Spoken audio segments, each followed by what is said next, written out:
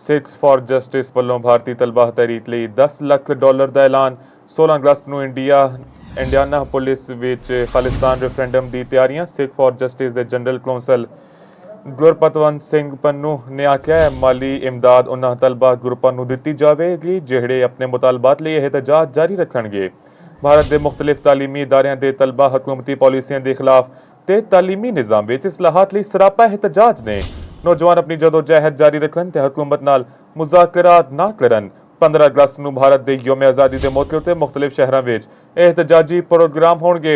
16 ਅਗਸਤ ਨੂੰ ਅਮਰੀਕੀ ਸ਼ਹਿਰ ਇੰਡੀਆਨਾ ਪੁਲਿਸ ਵਿੱਚ ਖਾਲਿਸਤਾਨ ਰੈਫਰੈਂਡਮ ਦੀ ਤਿਆਰੀਆਂ ਜ਼ੋਰੋ ਸ਼ੋਰ ਨਾਲ ਜਾਰੀ ਨੇ।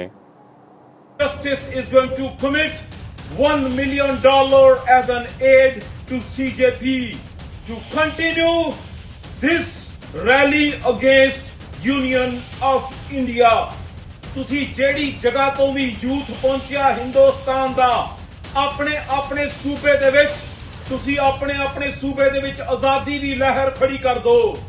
16 ਅਗਸਤ ਨੂੰ Sikhs for justice Khalistan referendum ਦੀ ਵੋਟਾਂ ਇੰਡੀਆਨਾ ਪੁਲਿਸ ਪਾ ਰਹੀ ਹੈ ਤੇ ਯਾਦ ਰੱਖੋ ਹਿੰਦੁਸਤਾਨ ਦਾ youth 15th August is not Independence Day for the youth of even Hindustan ਕਿਉਂਕਿ ਤੁਹਾਡੀ ਹਿੰਦੁਸਤਾਨ ਦੀ ਸਰਕਾਰ ਤੁਹਾਨੂੰ ਗੋਲੀਆਂ ਮਾਰਦੀ ਪਈ ਹੈ ਤੇ ਉਸ ਵਕਤ ਕਿਸ ਦੀ ਸ਼ਰਨ ਦੇ ਵਿੱਚ ਆਇਓ ਤੁਸੀਂ?